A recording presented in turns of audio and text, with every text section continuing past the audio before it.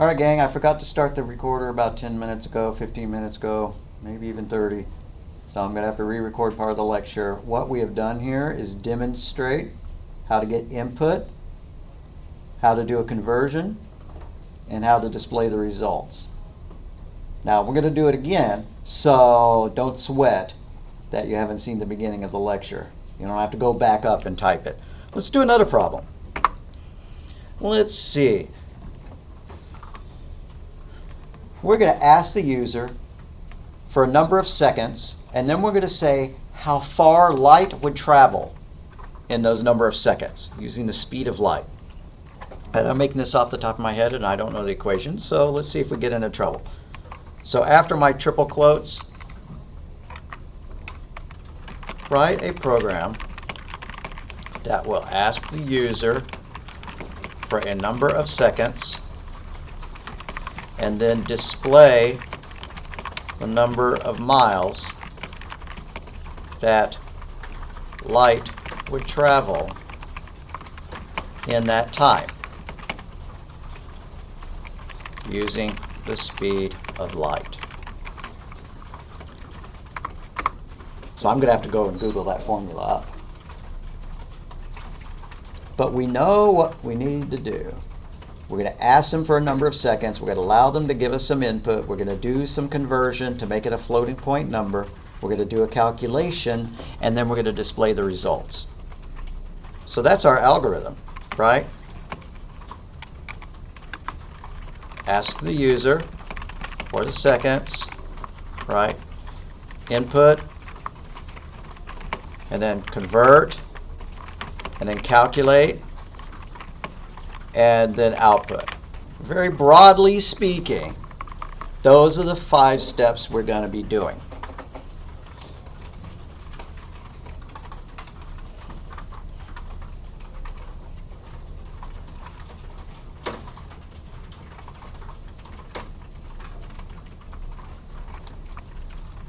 So let's tell them what we want to do. Print.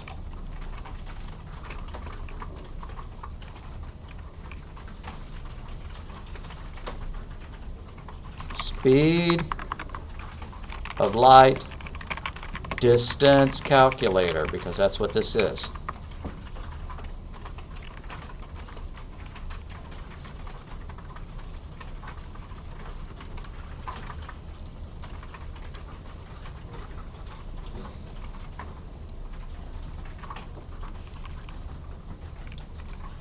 Let's tell them what we want. And I'm going to go ahead and do the long form.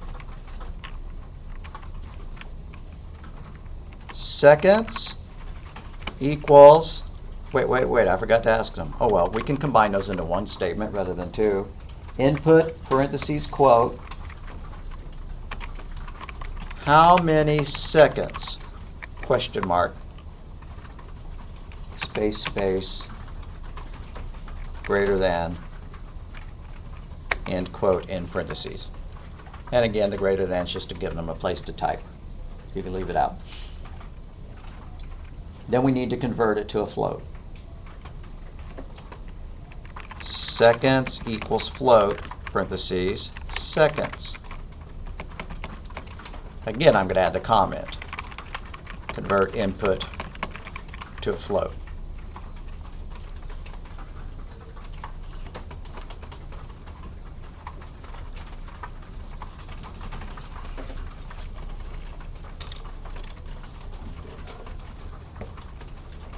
Now we need to do the math. Miles is equal to seconds times, and I was a nerdy kid and I knew this value at one time, 186,000, but I'm going to go and look up the more precise value. Miles equals seconds times 186,000, but let's get the exact value. Speed of light in miles per second. Oh, look at that, I probably got it wrong. Oh, it's showing me meters per second.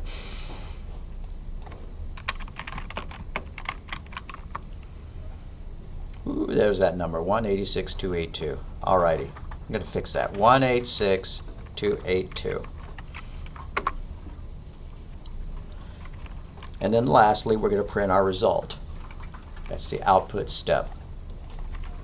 Print, parentheses, quote, light, space, will, space, travel, space, or not even a space, comma, excuse me, light will travel, end quote, comma, miles, comma, beginning quote, miles in that time, period, end quote, in parentheses.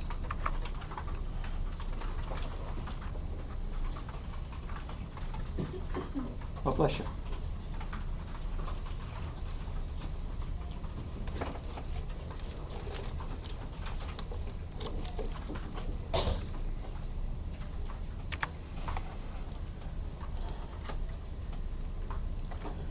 All right, 1 kilo. Oh, it crashed because I typed in something. Wouldn't it be nice if I had the error handling ready?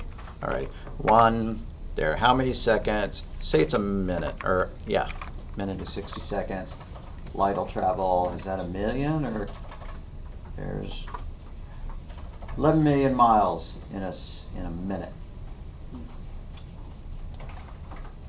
So it actually like takes light several hours to reach Jupiter from Earth, or vice versa, because it's a long way away.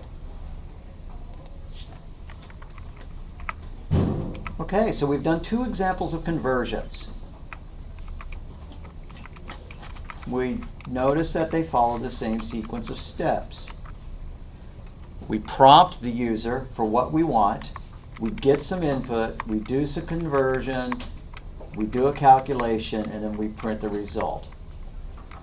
So down here where I printed my algorithm, I'm going to change the wording a little bit.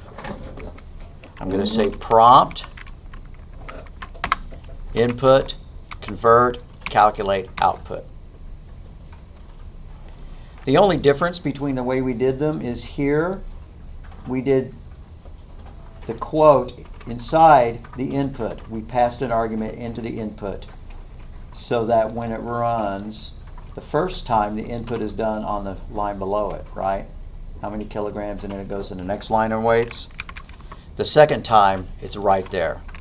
That's just a consequence of whether you do the print statement above the input, like we did here, or if you put the argument for the printing inside the input statement.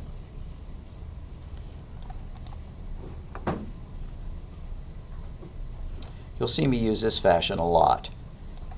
There's not a big argument for doing it in 2 lines when you can do it on 1. It's not that much more complex, right? Throwing that extra float in made it a little bit more complicated, but eventually I'll probably be doing that as well each time, at least often. It's up to you.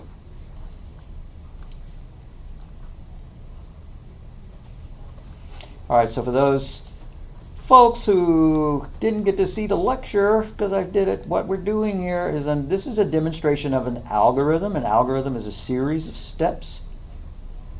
But I'm not going to give you the algorithm when I want you to do the homework. Instead, it's going to be a description.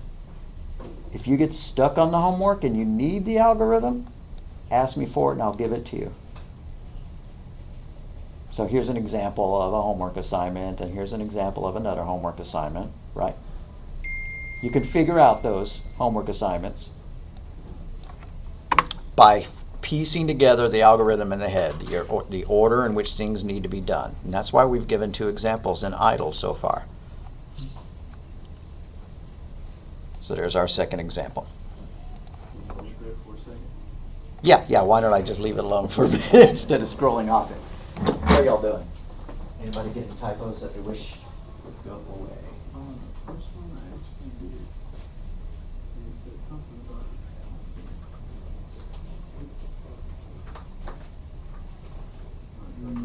This line's looking a little bit weird, and the reason I'm saying that is because the stuff underneath it is indented. So there's something funny about the end of that line. Is that like a double quote followed by a closed parentheses? Mm-hmm. But maybe we have a single quote there, they need to match. And all of this stuff needs to be indented against the border. So go ahead and back tab that one. Get rid of that little space in front of it. All right, and then back tab those guys as well.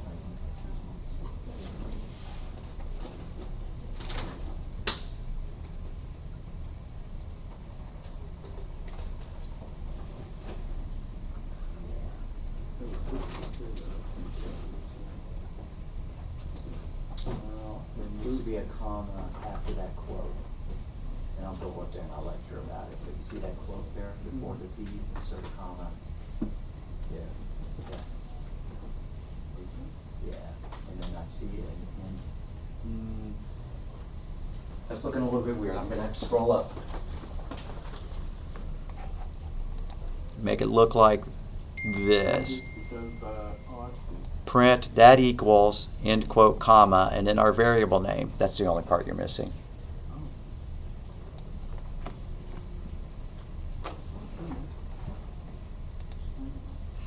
Whoops. Alright, so we've done 2 examples of conversions. Homework could look similar to that.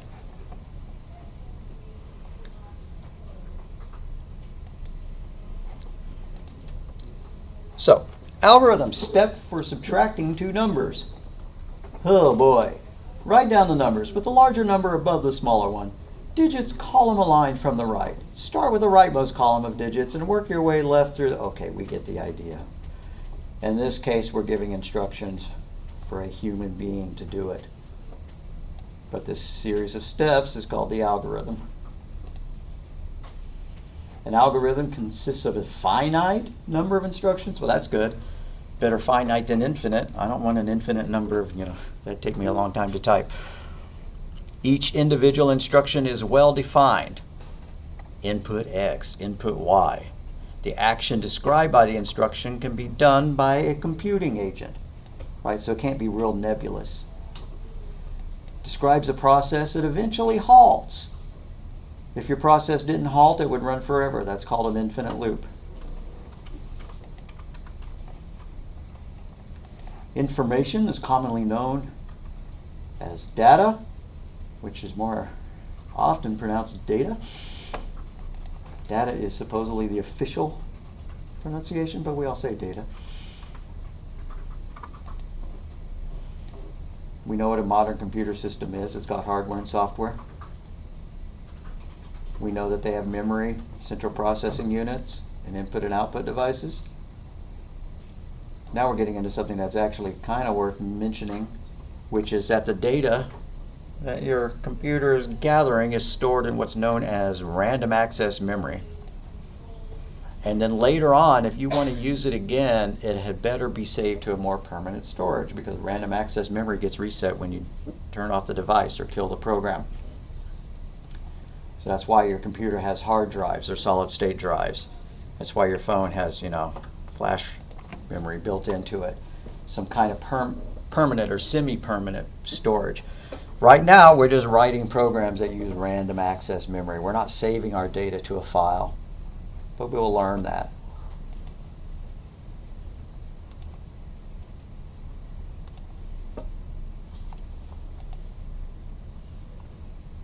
High-level programming languages are ones that use English words. Or, I guess you could write, there are Russian programming languages and such. But, using a human vocabulary. So if I'm looking at my code, that's a human word, right? So is that. So is that. You don't have to program using a high-level language. You can use what's known as a low-level language, like assembler. I'm going to look up Hello World 8086 assembler. 8086 was the name of the Intel microprocessor introduced in the early 70s. So if you bought, the first IBM PC, that's the chip it had in it, not a Pentium or anything like that. And if you wanted it to say Hello World on the screen, then you would have to write a program that looked like this if you did not have a high-level language. I'm not going to even try to explain it. It's been a long time since I took college courses on doing assembler. That does not look like something I'd want to write, right? I would not want to whip that out in order to print the word hello world. We can do hello world in one statement in Python. That's because Python is a high-level language. A low-level language, you're controlling the processor directly with all the opcodes. And even this isn't actually controlling the processor. It gets saved in numeric form to zeros and ones onto the disk drive, and then it gets loaded into memory, and then those zeros and ones control a processor. So it's like a series of steps. We're pretty high above the bare metal, and that's okay, because the higher above the bare metal we are, the more stuff we can do per command. It's kind of neat that we could ask the user for input and convert it to a numeric format all in one line of code, whereas this took 1, 2, 3, 4, 5, 6, 7 lines, 8 lines of code just to print hello world. And why don't we stop that and go back to our PowerPoint. So programmers usually start by writing high-level languages in a text editor. Well, that's what this is. This is a text editor. It's not the only one on the planet. You know, we could load up something else, TextPad. TextPad doesn't automatically come with support for Python, but you can wire it in if you want to. And there's all sorts of Python development environments. You know, you can just Google them up. I believe that we have PyCharm on these machines, and some people, you know, I believe some instructors may be using PyCharm. I'm not gonna, because idle comes built in. You load it up and run it. There's all sorts of them, but they're all text editors. They're all text editors with something else bolted onto them that can actually run the code. And that's all that idle is it's a text editor that when you press the magic run option, you know, invokes the stuff necessary to turn your text into something that actually controls the computer.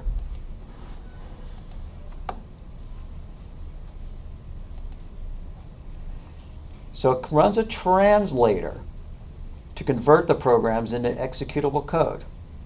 And we actually usually call that a compiler, but compiling a program is a term that's drawn from other programming languages that actually make executable files. And Python doesn't make an executable file. It doesn't save it to an exe. So this textbook is not calling it a compiler, it's calling it a translator. But I just typed a whole bunch of stuff in, and it's got to be translated into something that my computer chip will understand. That's where syntax errors are caught. Like, what if I didn't have my comma here? Then when I run it, it will not be able to be translated. The syntax error was found. I would have to correct that. I'd stare at it, hope that I could figure out that there was a comma there. If no errors are found, the program is then executed by the so-called runtime system. So what's really going on there? Has anybody ever played like a game emulator to where you can put like Nintendo games or PlayStation games or, you know, our old arcade games on your computer? It's called emulation. And you guys at home are not going to be able to, well, yeah, there's the markers. They're not going to be able to see what I'm writing. But an emulator is something that sits above your computer's hardware. It's its own program that takes input in the form of some kind of file and then pretends it is another piece of hardware. You can also like get Mac emulation software to run on your PC, or PC emulation, Windows emulation software to put on your Mac. The emulation is just a layer that pretends it's another computer. It has all the logic for running all the chips in that game system, you know, the Nintendo that you're emulating, or the Pac-Man machine, or something like that. Well, Python's the same way. That way, the hardware doesn't matter. You can write an emulator, game emulator, for your Mac, for your PC, for a, what are those itty-bitty computers called? Yeah. Yeah, the Raspberry Pi computers, right? You know, so any kind of hardware, computer hardware, can have an emulator written on it. The emulator will be different for every platform, but the thing that they accept as input, the binary ROM file for your video game or the Python code or whatever, is the same. And that way, Python will run on any system that has a Python emulator installed on it. I'm going to stop using the word emulator and start calling it the runtime system or interpreter.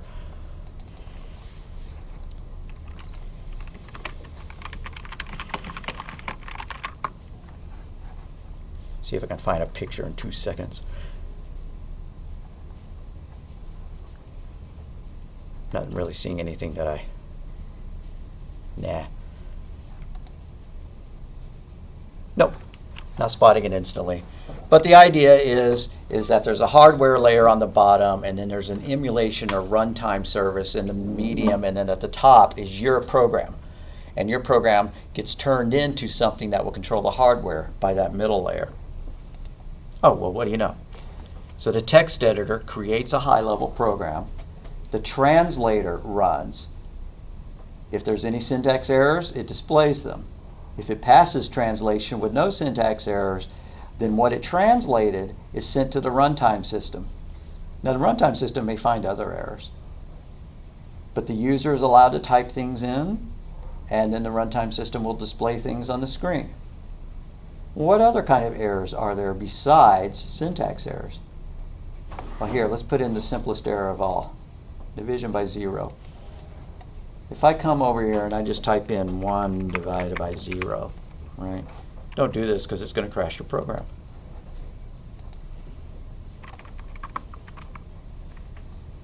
Yeah, that's what's known as a runtime error.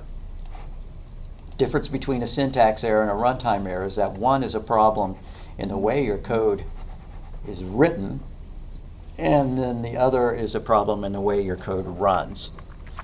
So I'm going to put some notes to that effect. A syntax error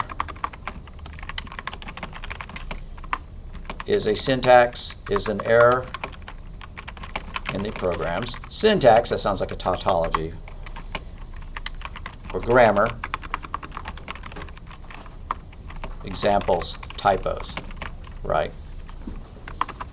Typos, missing, commas, whatever. Because English, humans are real good at fixing errors in our head, like figuring out. Like if I say, I ain't not gonna go, you might be able to figure out from the context whether that means I'm gonna go or not, right? The computers aren't like that. They have the input that you give them had better be very precise. So that's a syntax error. And then a runtime error, that's when the program encounters a situation it doesn't know how to handle.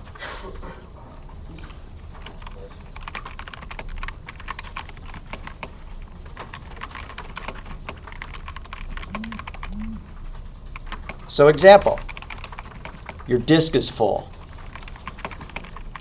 Divide by 0.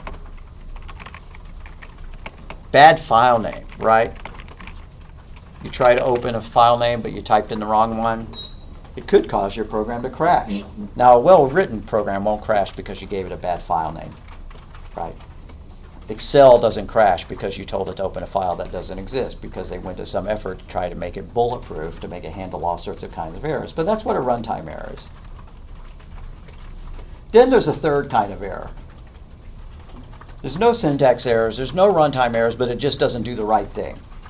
It's supposed to calculate the amount of interest you earned over 10 years, but it always says 0. That's a logic error.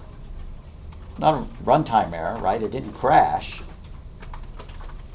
I'm going to put in parentheses crash.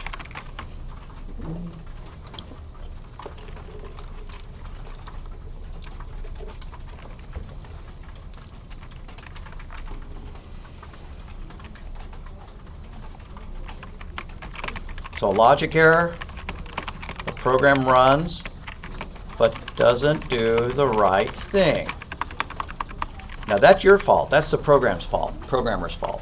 A runtime error can be caused by, things outside of your control. You didn't know that somebody was going to unplug the hard drive while your program was running.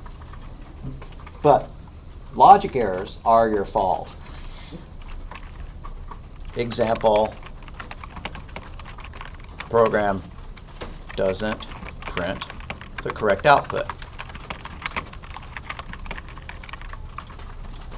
And y'all are familiar with bugs in games, right? You're running around and your character dies even though there wasn't, anything touching the character.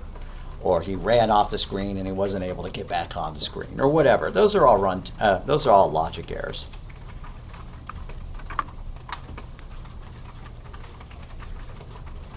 Or it doesn't display correctly.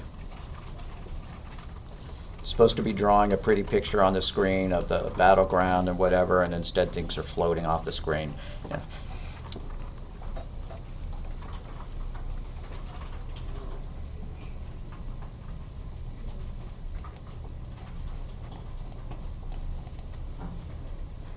I'm not going to cover a not so brief history of computing systems. Please read the chapter and understand this stuff, but unless I'm typing about it in the class, it's not going to appear on any of my exams, even if it's in the MindTap exam. And if it's in the MindTap exam, just open the textbook in another window, right, and do some searches and find the answers that way, right? But I'm not going to ask you for the history of computing systems. Although it's awfully fun to talk about, and I could blather for a couple hours on stuff. Oh, there's one thing I gotta show you. First trackball. Y'all know what a trackball is. How about that one? That's a bowling ball in that thing. So yeah, they needed some way of moving a cursor around the screen in the 50s, and so somebody came up with the idea of putting a ball and then some sensors that would detect the ball moving, and the best ball they could find at the time was a bowling ball with the holes filled in. Obviously, you know, they made the ball smaller and smaller and smaller. And then how about the first mouse? Well, that looks all great and stuff, but if you could see the underside,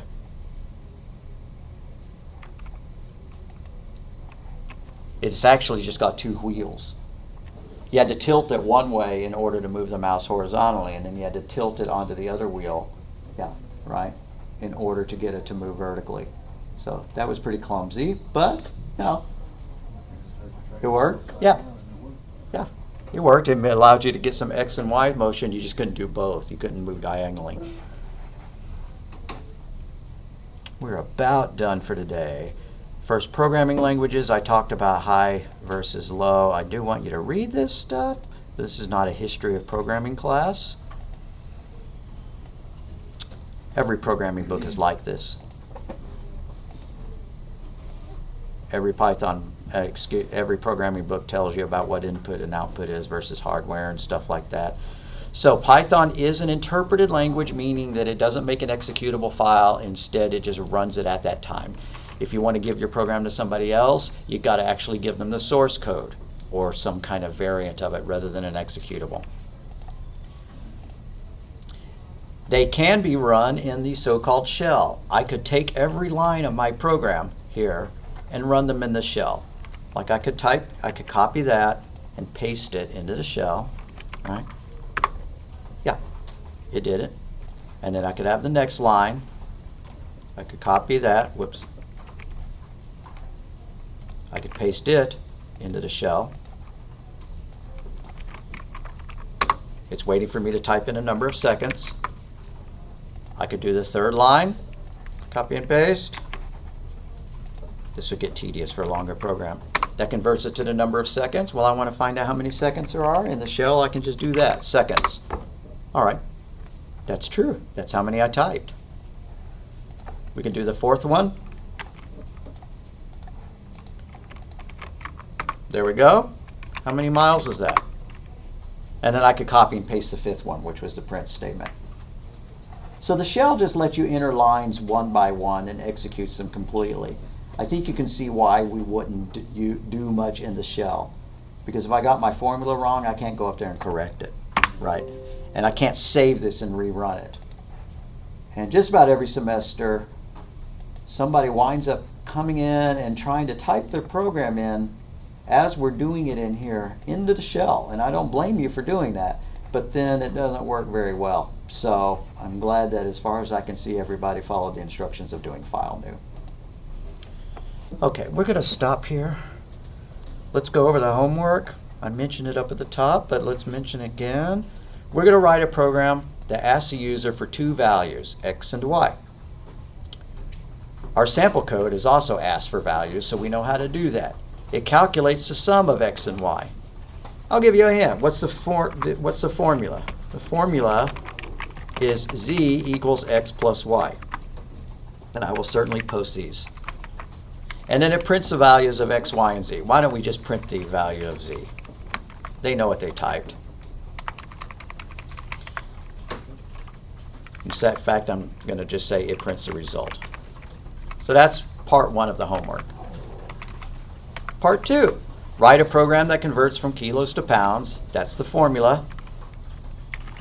Your program should ask the user for the number of kilos, do the conversion, and display the results. Now, since this is going to be due like Wednesday night, we're going to have another class period before this is actually due, right? So if this still looks kind of alien and intimidating, that's okay. We're going to talk about it on Tuesday. And, if you need an extra, couple of days over the weekend to get it finished. But I'd rather you try it this weekend. Hopefully, you can do, based on the stuff that we've already done, this homework, especially that one. That one is astonishingly similar to the 2 programming problems. As a matter of fact, did we do kilos to pounds? Was that our actual demonstration? Yes, sir. Yeah. Okay, well then we're not going to convert from kilos to pounds. We're going to convert from ounces to pounds. The formula is ounces divided by 16 equals pounds. You're probably going, drats. I wish he hadn't spotted that. Okay, there we go. So that's our homework. That makes sense, gang? Yeah. All righty. Let's make a Dropbox and then we can go. So what I want you to turn in the Python file and a screenshot. You don't have to turn in screenshots for lectures. We're past that. Don't bother doing that. For the folks at home watching the video, for the lecture, turn in the PY file if you make one, and a video review form. Those used to be optional, but they're not anymore because people just started copying the notes and pasting them and submitting them.